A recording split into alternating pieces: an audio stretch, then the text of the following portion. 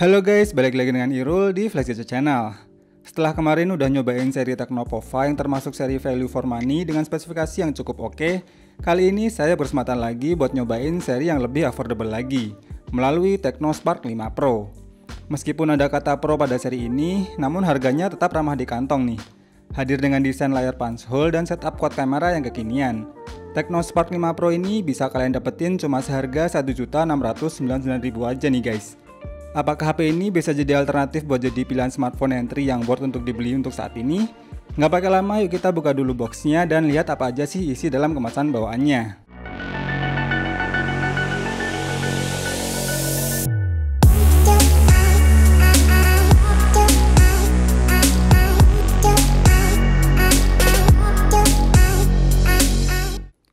Kemasan boxnya didominasi warna biru muda dan kuning dengan tulisan Tekno dan Spark 5 Pro di tengahnya.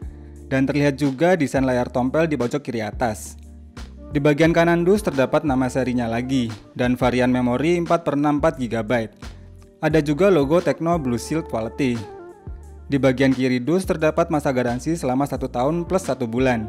Dan juga beberapa fitur unggulannya, seperti layar 6,6 inch dengan dot display, 16 megapiksel AI quad kamera, octa-core prosesor, dan OS Android 10. Di sebelah atas terdapat logo klub sepak bola yang merupakan official global partner Tecno Mobile, yaitu Manchester City. Di bagian bawah terdapat kode serial number dan IMEI-nya. Lalu di bagian belakang ada spesifikasi yang lebih lengkap dan lebih detailnya lagi nih. Namun biar gak kelamaan review boxnya, langsung kita buka dulu segelnya ya. Saat pertama kali dibuka langsung terlihat unit smartphone-nya. Masih dibungkus plastik yang bertuliskan beberapa fitur unggulan yang sama kayak di boxnya tadi. Kita singkirin dulu.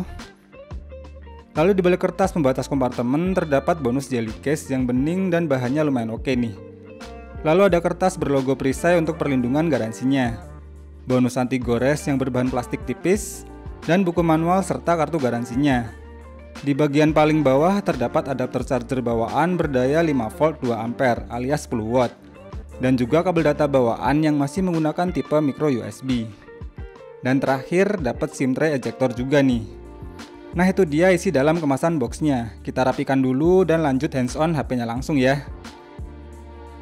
Kita lepas dulu plastik pembungkusnya dan stiker IMEI yang ada di belakangnya nih. Untuk desain pada bagian belakangnya ini sih udah tampil layaknya smartphone masa kini, menggunakan material bahan plastik dengan finishing glossy yang masih mudah meninggalkan sidik jari. Di bagian kanan terdapat tombol power dan volume. Di sebelah kiri terdapat lubang kecil untuk membuka slot dual SIM nano dan juga slot micro SD untuk memori tambahan eksternalnya. Di atas polos saja nih. Lalu di bagian bawah terdapat lubang speaker, lubang colokan micro USB, lubang mic, dan lubang jack audio 3,5 mm. Kita nyalakan dan setting dulu sebentar ya. Ini dia tampilan awal dari TeknoSpark 5 Pro. Dengan UI yang terlihat simpel, namun sayang banget udah banyak banget terdapat bloatware pada bawaannya. Yang untungnya sih masih bisa di-uninstall ya kalau aplikasinya tidak kepake. Menggunakan interface iOS versi 6.1.0 yang berbasis Android 10. Dan dari settingannya ini juga sudah terlihat beberapa spesifikasi kuncinya.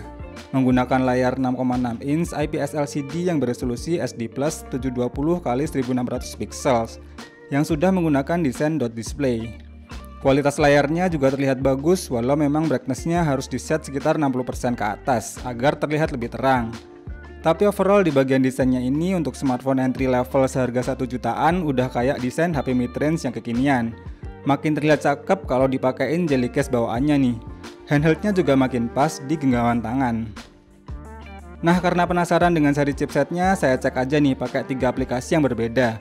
Tapi anehnya ketiga aplikasi tersebut malah menampilkan seri chipset yang berbeda-beda nih.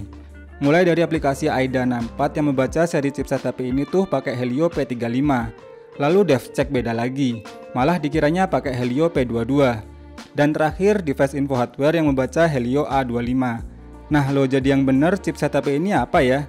Karena Tecno Mobile sendiri tidak menyebutkan seri chipsetnya di dusnya tadi. Tapi yang jelas untuk performanya skor Antutu versi 8 hanya mencapai 80 ribuan. Dan saya tes juga menggunakan Geekbench 5, hasilnya mendapatkan skor 138 poin untuk single core dan skor 885 poin untuk multicore-nya. Lalu saya cek juga menggunakan aplikasi Sensor Box. Ternyata hanya terdapat 4 fitur sensor aja. dan tidak terdapat sensor gyro juga nih. Tapi karena penasaran performanya jika untuk bermain game, saya coba mainin aja nih 3 game populer yang sering orang mainkan. Game yang pertama yaitu PUBG Mobile. Settingan PUBG cuma mentok di grafis balance dengan FPS medium. Jadi biar enak mainnya, saya ganti ke settingan smooth balance. Dan ternyata HP ini juga punya fitur mode gamingnya juga nih. Di awal permainan sih gameplaynya masih lumayan lancar. Namun mendekati mid hingga late game mulai terasa frame dropnya. Touchscreen-nya juga terasa sedikit delay, namun overall masih cukup playable. Dan selama 30 menit bermain, suhu panas HP naik mencapai 43 derajat Celcius dengan penurunan baterai hingga 6%. Game kedua saya bermain game Genshin Impact. Ya, kalian gak salah denger kok. HP 1 jutaan ternyata bisa loh mainin game ini dengan cukup lancar, asalkan dirubah ke settingan terendahnya. Ketika dicoba main di settingan defaultnya aja tetap terasa kurang playable. Namun siapa sangka begitu diganti ke settingan terendah, HP ini masih bisa menjalankan game ini dengan cukup lancar loh. Dan selama 30 menit bermain, suhu panas HP naik mencapai 44 derajat Celcius dengan penurunan baterai hingga 12%. Game terakhir saya bermain game MOBA SD yaitu AoV. Settingannya juga saya rubah ke settingan rata kanan, meskipun belum bisa mendapatkan grafis SD. Namun animasi gameplaynya tetap bisa ditampilkan dengan baik. Kontrol touchscreen-nya juga terasa cukup responsif, namun frame drop tetap terasa saat war dan saat skill animasi tiap hero-nya diaktifkan. Dan selama 30 menit bermain, suhu panas HP naik mencapai 41 derajat Celcius dengan penurunan baterai hingga 5%. Kalau untuk memutar YouTube, kualitas layarnya juga udah oke nih. Cuma suara speakernya aja yang kurang nyaman dan akan terasa sedikit cempreng jika terlalu dinyaringkan.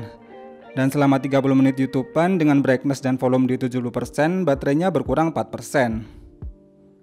Setelah bahas bagian performa, lanjut ke bagian kameranya. Setup quad kameranya terdiri dari kamera utama sebesar 16 MP berapertur f1.8, lensa makro dan bokehnya bersensor 2 MP, dan satu lensa Ki VGA.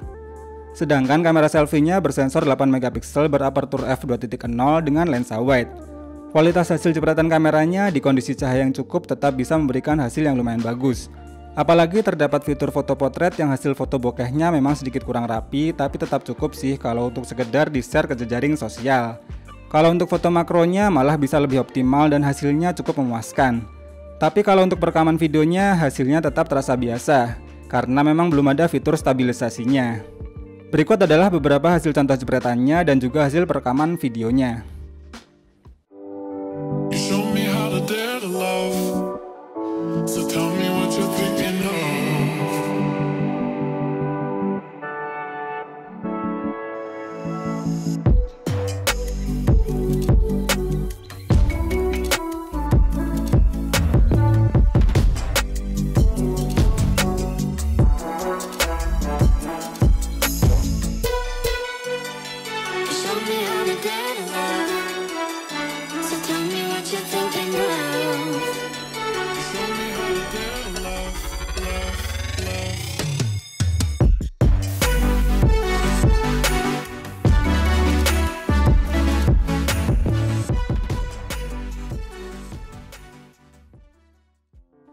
Kesimpulannya, Tecno Spark 5 Pro ini bisa saya bilang recommended untuk kalian yang butuh smartphone harga 1 jutaan yang udah pakai desain kekinian namun tetap awet jika untuk dipakai daily use seharian.